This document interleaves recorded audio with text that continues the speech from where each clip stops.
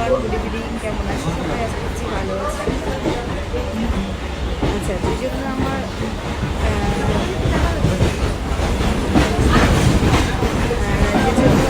মানে হচ্ছে ভিডিওটা করা,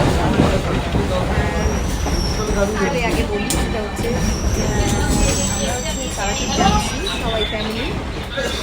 যদি তারাপীঠে শিখে থাকি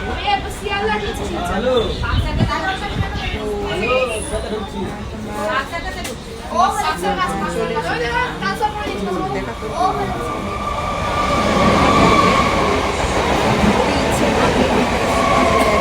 সবাই অনেকে বলো যে এখানে